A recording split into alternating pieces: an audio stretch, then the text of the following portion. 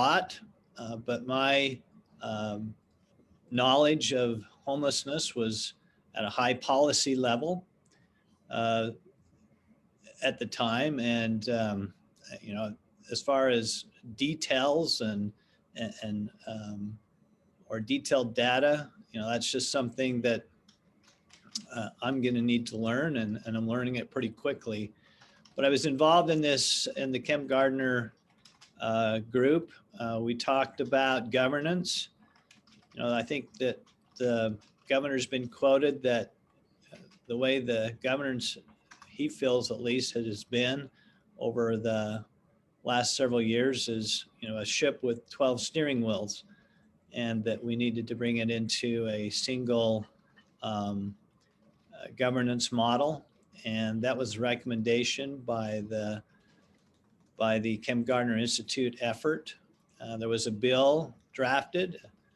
Representative Elison was the sponsor. I was involved a little bit with its passage, working with Jake Andrade in the Senate. Was modified a little bit there. The initial bill as it came out didn't look hardly anything like what the Kem Gardner Institute had worked on, and that kind of created a dust up. But that soon settled as there was a substitute bill that was drafted and looked more like what we had talked about last fall. So, that this was a broad-based, inclusive effort by that was led by Natalie Gochner, and we have a lot of buy-in to this. So the question was who to pick for this, and I'm sure there's a lot of people that could step in here and do this well, but I come to the table with some unique experience, having been the Senate President for 6 years and understand state policy. And as the governor has mentioned, and I also concur, that a big part of what this position will do in the state will be to work with the legislature. They're the purse for the state money. They're in charge of the budget, and they're in charge of the policy. They can call themselves into emergency session. They're a super majority. And so, the legislature, pretty much drives policy in this state. And it's important that somebody in this position knows how to navigate that. And that, I bring that skill set to the table in directing and trying to coordinate homeless services, all the stakeholders that are involved in efforts to relieve some of the problems that we face with homelessness in the state. So governor reached out to me. It's been probably about 2.5 weeks ago, maybe a little bit longer. This was a hard decision for me because I feel pretty comfortable in what I'm doing right now, but it just became a feeling of mine that it was the right thing for me to do. The need is there, it's the right thing to do. And so I'm jumping in with both feet, and there's a lot of statutory direction that I'm given in House Bill 347. We're going to, one of our mandates, one of the things we're instructed to do is to have a strategic plan. There's a strategic plan on the books today, but I think this will be a more comprehensive statewide strategic plan. This office has a statewide mandate. We have issues with homelessness, from St. George to Logan. And so there's nuances in every city. Probably the cities that struggle most with it are, as I understand, are like St. George and Ogden and Salt Lake and Midvale. And so these are important stakeholders who I'm going to be reaching out to. My main job right now will be to listen and discover. And so I'll be meeting with cities. I'll be meeting with the service providers. I'm going to be meeting with the philanthropic group. I'll be meeting with the chamber, the Downtown Alliance. There's a lot of people that have an interest in making sure we do the right thing.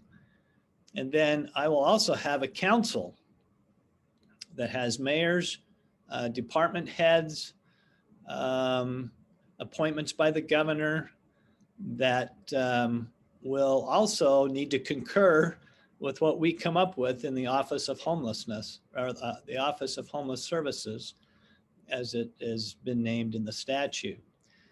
And so I've just opened the door, got in the driver's seat, and we're starting to move ahead.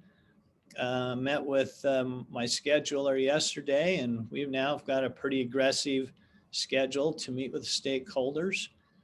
And I just can't emphasize enough how important it is for me at this point to listen and to discover, to know what all the I want to know what all the efforts that are taking place, and you know what is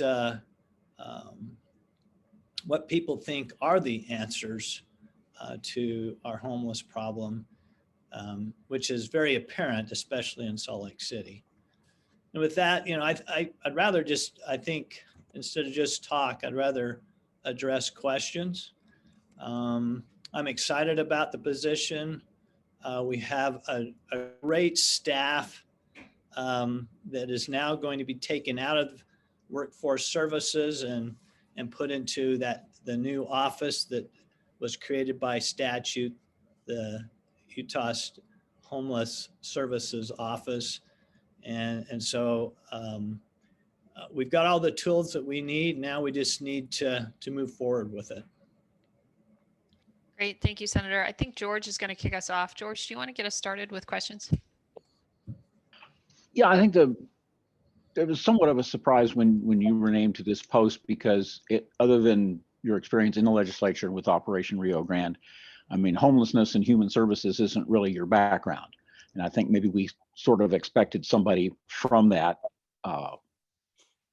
area to take on this job. On the other hand, as you've mentioned, one of the fears as the legislation was being drafted was that the office would be tucked away somewhere unseen, and you wouldn't have the ear of the people who mattered, who really made the decisions. And if that's what you're looking for, then your resume looks pretty good as somebody who has the ear of the governor and the knowledge of the legislature. Is your staff, are they experienced in homeless services? And I guess we haven't appointed the board yet, so we're looking to see who those people are going to be.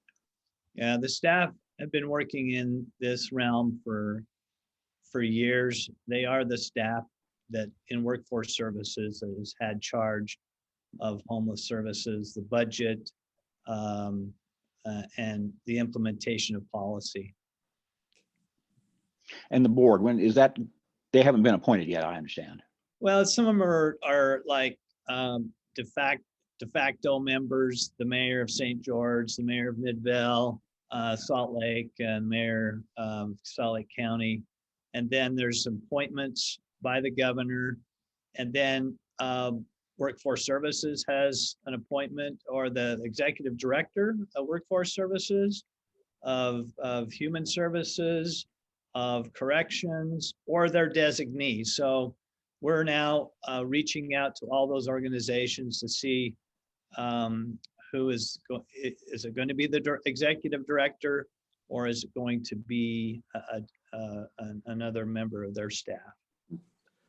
And then the service providers, they're somehow represented on the board, is my memory. They are going to be represented, as well as the philanthropic community. Yeah, Senator, if I can just kind of follow up on that, because it looked like the original board with the governor did not have any of the service providers. And more specifically the VOA, Catholic Charities, and the Road Home, who both operate and ran the Road Home, and now these 3 new resource centers. What kind of representation do you see, since they're the ones kind of on the ground running the operations? What kind of representation we have from them? The statute, let me just bring that up quick, because I was just reviewing that. Here's the people that'll be on that.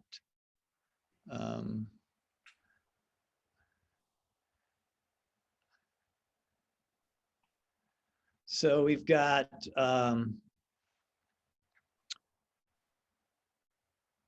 there'll be a representative from the public sector with expertise in homeless issues, a representative from the private sector appointed by the Utah Impact Partnership, which is the philanthropic community.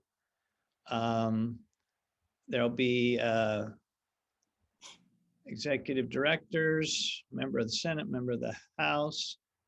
And I believe there's 5 local representatives from the service. So it says 5 local representatives, including at least 2 private providers of services for people experiencing homelessness, appointed by the Homeless Network. So there's going to be 5 of those individuals on the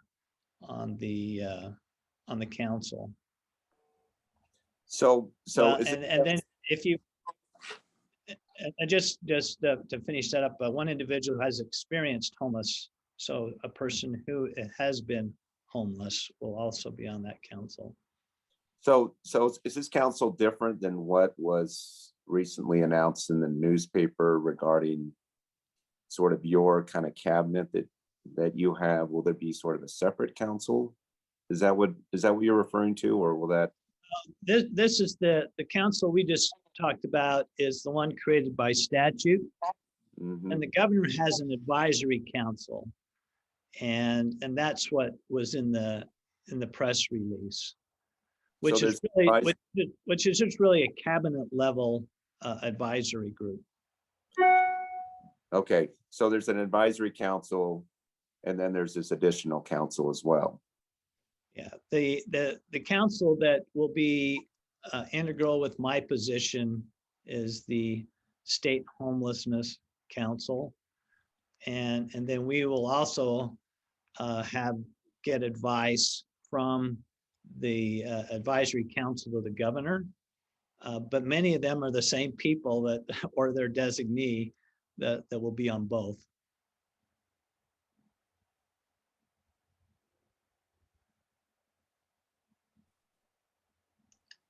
Well, as you well know, the history of this has been, we had the Road Home shelter in the Rio Grande neighborhood for a long time.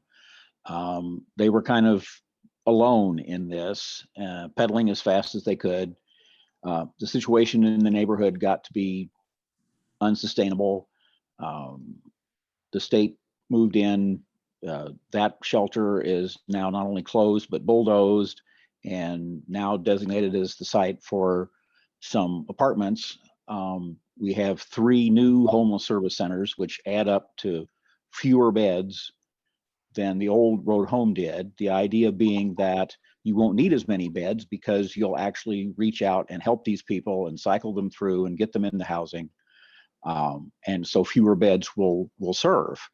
Now with the number of people we see camping on the street, we're kind of wondering if that was overly optimistic. What, do you have any views on that?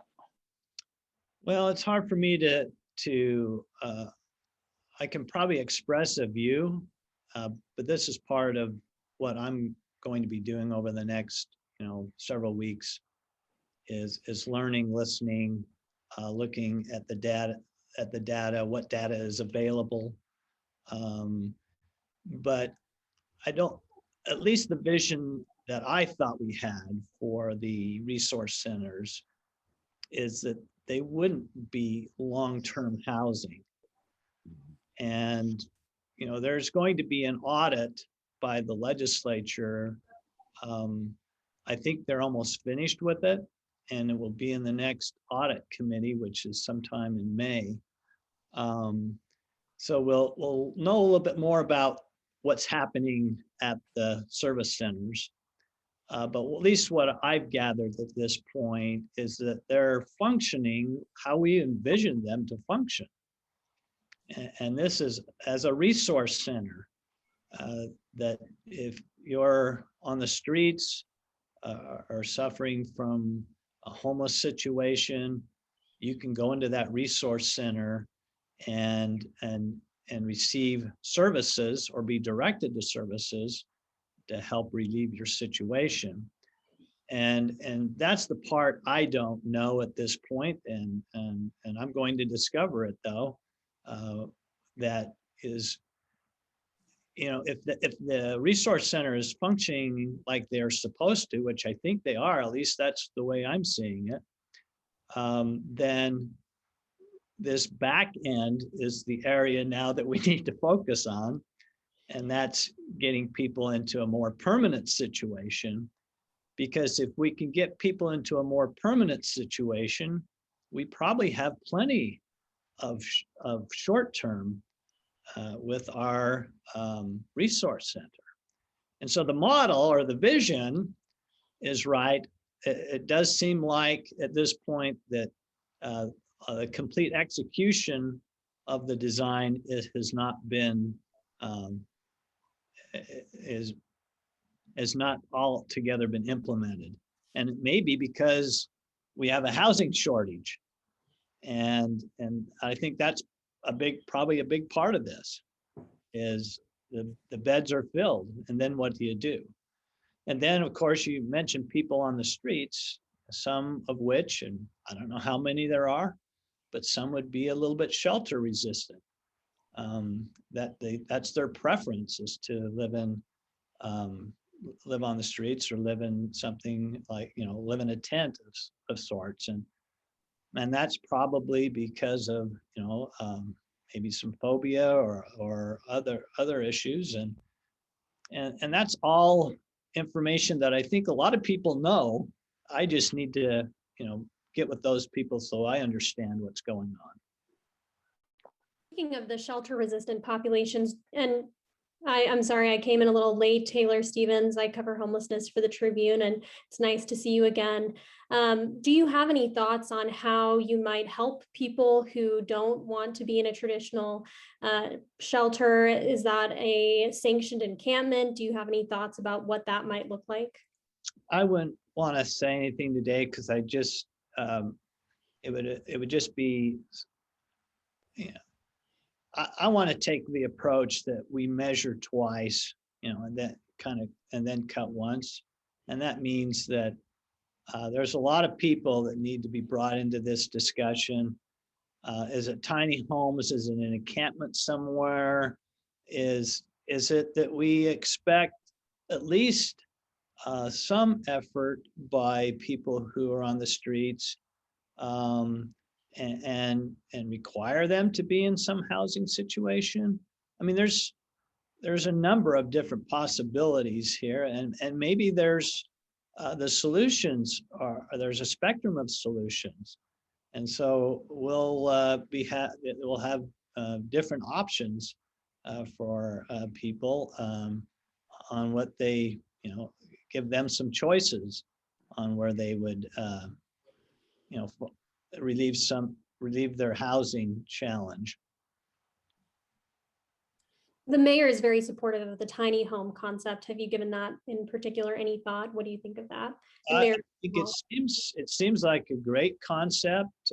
Austin, the city of Austin, it seems to work very well. At least I'm told. I understand Seattle has a similar model. Although what I can tell from the Seattle model, the tiny homes don't look really great. But so yeah, housing is a big element with this. When you come to the resource center, which is supposed to be a temporary situation, the vision is that we would move people into a more permanent situation. Is it a tiny home? Is it, some of the housing that we have? Is it a voucher? All those things are options. We want to do what's going to be most effective. And then there's the element of treatment or other support services. And that's what these resource centers are designed to do. And I'm hopeful that we can get them functioning in the way that we have in that vision. And if they are functioning in that way, I think we have plenty of beds that are in a resource center. Senator, are the resource centers full? They are, this is some data I actually know. I saw a slide and they're mostly full, but they're also people that have been in there for hundreds of days. Right. That's not the design. It's a throughput center, and it was not envisioned to be a place of permanent housing. So the people who could be moved out of there, if there were a place for them to go, do they still need treatment? Do they still need, is this, I'm just trying to figure out, where is the bottleneck here? Is it simply housing or is it services? I think I'll probably discover that it's both. Okay. But I can't say with any I can't be definite today in making a statement that is the problem. Can you speak to the resources and their funding in terms of, do they have enough money? And where, if not, where should that money come from? That is a question that is yet to be answered, but it is one of the things that we're mandated to do in statute. Is when we get this strategic plan done here, hopefully, and it'll take several months to put together. There's a lot of listening to be done, a lot of discovery to be made, but we'll know where the money's coming from. We'll know where the money's going, and hopefully we'll have some solutions on housing and treatment, and then we'll know what this is going to cost. And where that money is going to come from if it's not already in the system. Do you expect it will cost more? I suspect it will. Yeah. Can or will any of that, of any of the federal COVID relief money go toward building, especially more housing and infrastructure for homeless programs? It seems that would be a good use of the money if possible. I really love that idea, Holly. I think that, we're going to be getting with the legislative leadership here in the next week or so. They're going to go into a special session. The stimulus money has got some very specific direction, but boy, if we could set aside some for housing issues, that would be tremendous. Senator, I'm wondering what you think about the Salt Lake City mayor saying that the city often seems to bear a lot of the responsibility in terms of addressing homelessness when it's really a statewide issue. What do you think about that? Do you think that the rest of the state needs to do more? Well, I think that's a really interesting question.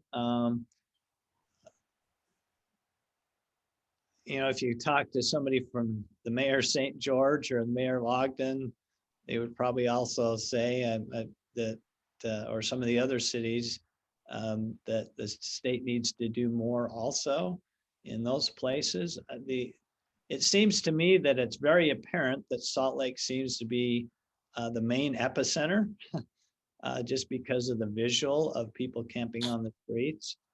I was up in Ogden the other day and I didn't see any encampments there. I drove out on Wall Avenue, and years ago I used to see that kind of thing in Ogden, but it's not that way anymore. And is it because they're attracted to Salt Lake because that's where the services are? Is it they're attracted to Salt Lake because of of policy. That's something I don't know, but I'm yet to discover. Senator, let me just go back to both Tim and George's question on the resource centers, because that's clearly the pathway that we've decided as a state that we're going to pursue, at least in the short term, of addressing homelessness. And as you know, you go from the road home, which we like to refer to sort of a beat up Ford truck that was very functional and was kind of a 911 center for both shelter as well as the pantry next door to both feed and to shelter homeless. We decided to abandon that model for 3 separate resource centers, which, as you mentioned, is meant to be transitioned, not to be a 911 center, to handle those that need a place for the evening, but to help with everything from mental health to job placement. And each of those 3 centers are more costly than the existing road home.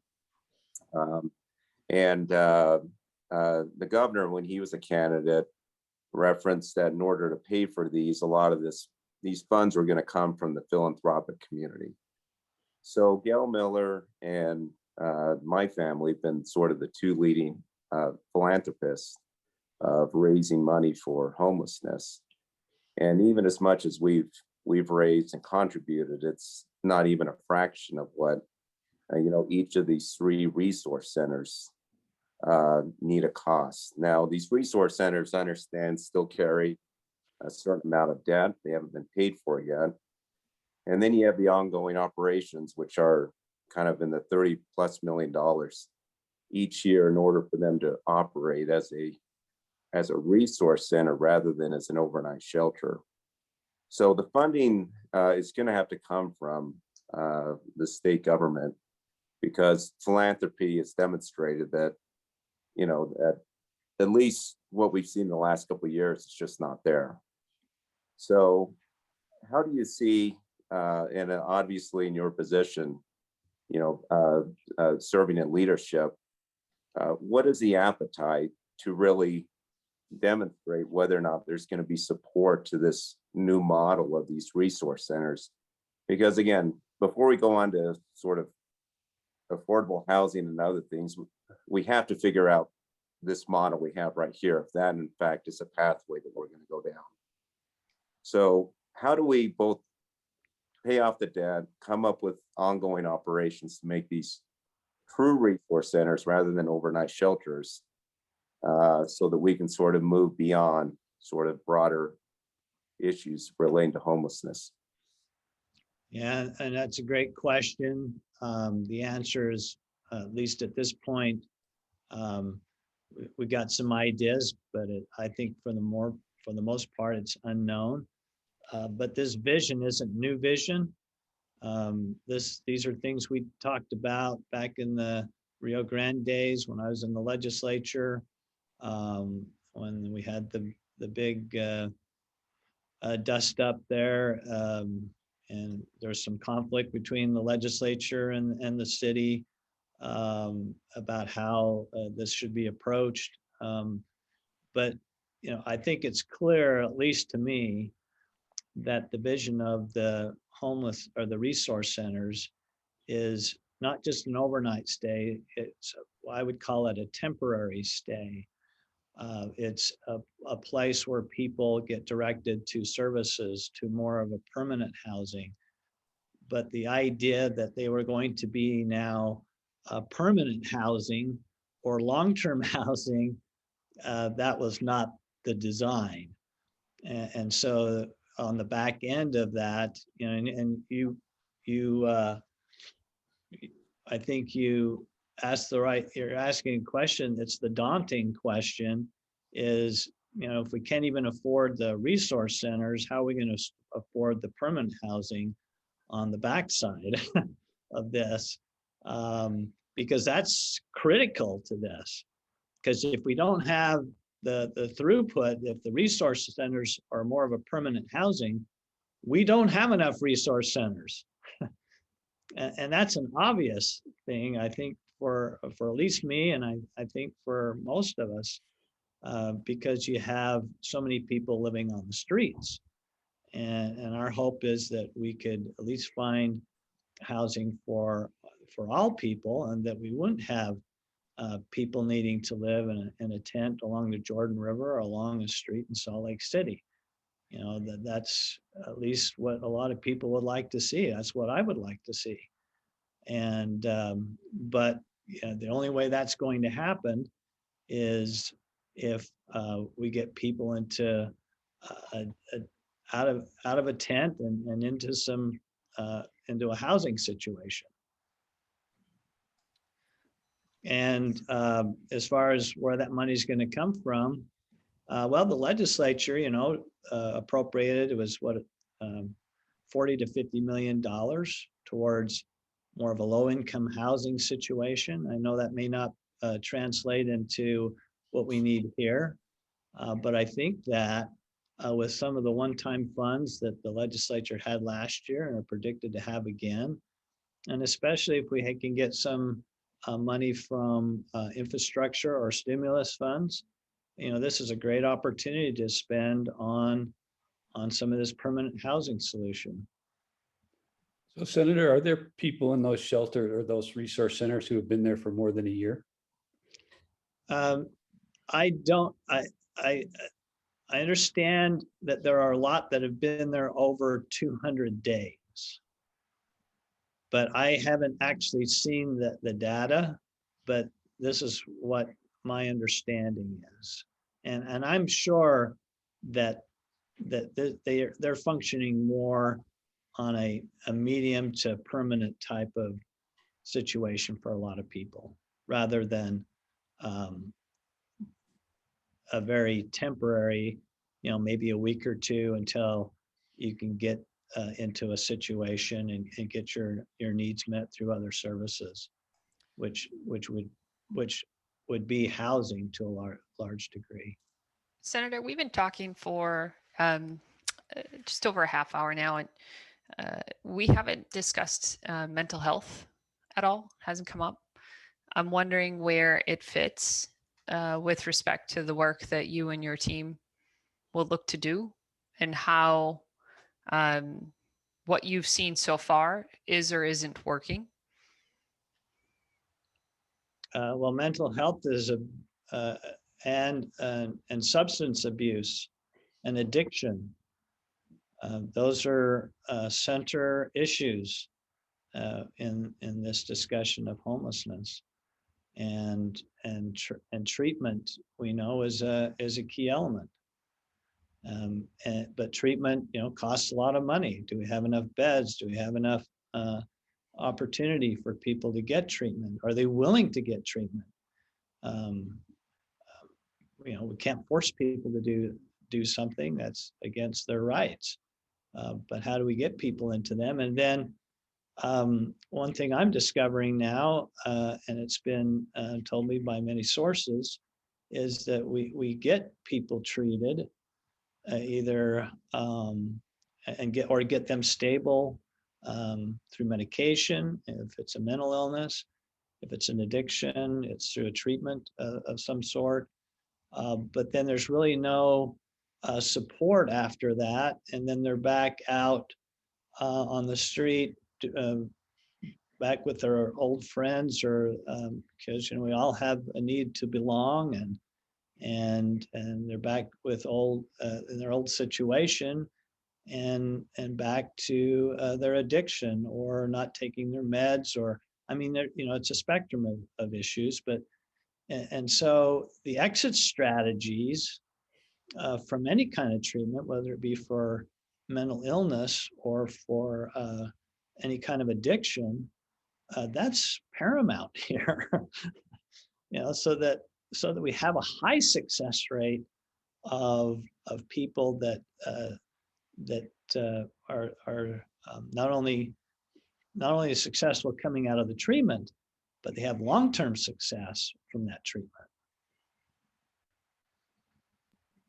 Senator, I also wanted to ask you about encampment cleanups. We've been seeing protests, repeated protests related to encampment cleanups in Salt Lake City. by people saying that it's just cruel to force people from place to place around the city and to, clear out their belongings. How would you address those concerns? And do you think encampment cleanups are appropriate? Well, sorry about that. Let me just turn that off.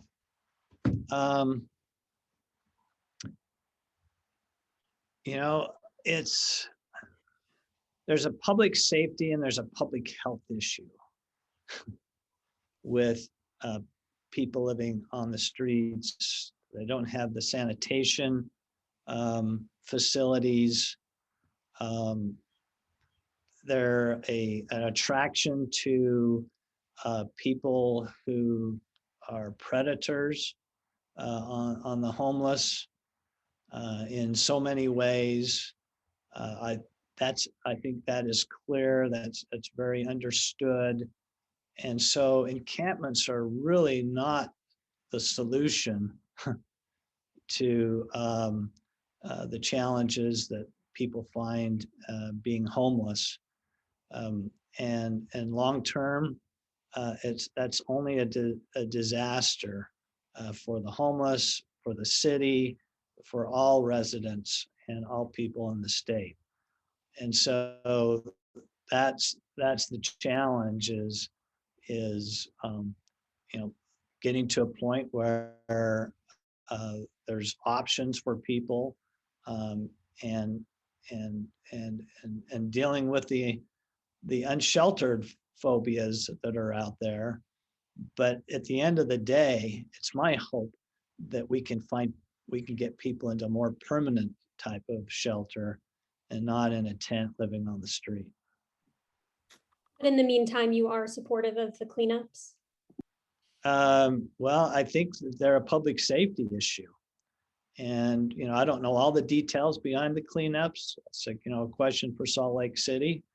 But I'll be meeting with Salt Lake City and here in the next few weeks and finding out a little bit more about what their processes have been. But they seem to me that they just don't show up and clean up an encampment that they for weeks before are working on places for people to go and at least that's what I'm told. And so that's an item that I'm yet to understand better. I think we've got time for maybe one more question. George, did you have anything else on your radar? Holly? Well, I just wanted, I don't know, Wayne, if you're far enough into this to have an answer to this question, but it's been one of the things that we keep coming back to, the concept of housing first. One of the drafts of the bill was very unpopular among the service providers because it seemed to specifically exclude the idea of housing first, that people in need, potential clients, had to somehow accept some level of responsibility or treatment or something before they could get housing. Whereas most of the service providers are pretty committed to the idea of first you get people housing and only then do you have a hope of successfully providing the services that they need. Do you come down on one side or the other of that argument? Well, this is how I see it, and based on what I understand today, and it seems clear to me, is that nobody can really have an impact, or we're not really going to have an impact on people's lives, or they're not going to be able to recover from their condition of being homeless without some kind of permanent housing. That's just a stability issue. I don't think we can effectively deal with addiction or mental illness without people being in a place where they feel secure, where they, that are not, there are just too many challenges without that kind of permanency. So just to follow up on that, the Salt Lake City mayor said that we needed a forced shelter. It's what I think I'm hearing from you is that you would rather see more permanent housing. do we need a forced shelter? If the resource centers are going to be used as long-term shelters, you're going to need at least one more and maybe more. That's a fact. But if the resource centers are used for what we hoped they would be used for, at least initially, as a springboard to services and to housing, I think I would say we have enough of that, because it was determined, it was supposed to be short term. It's just become more of a long-term thing. And so that's what we have to deal with now. And if we don't have permanent housing, and I guess I say permanent housing, I should say long-term housing, or a housing situation where people feel stable. That's what we're talking about here. If that's not there, then encampments, the resource center bottleneck is not going to be solved. Well, so was the plan 3 years ago half a plan? I mean that seriously. It seems like the back end of this thing was forgotten. Yeah, and that's one of our mandates as the Office of Homelessness, is we got to have a strategic plan now. And Didn't you need to have one 3 years ago? you need to have one 3 years ago. Yeah, probably. Okay. And maybe we did, and at least there was talk of these types of plans when I was involved in the Rio Grande. Where things broke down, I can't tell you at this point. I don't know, but maybe it's because we didn't have the governance right. and this is the effort to try and correct that. Okay, thank you. Thank you. A critical topic. We hope we can stay engaged with you. We're glad that you are engaged. We're grateful for your time this morning. And we will circle back if there's anything we're looking for clarification on, but we are grateful sincerely for your time. Thank you, Senator. Yeah, and Thank we have a great resource, Christina, and we'll work with you whenever you have questions or concerns. Or I think the media is a big part of this, and you're kind of our connection to the public, and so I think it's important that we have these discussions. Great, thank you, Senator. Thank you.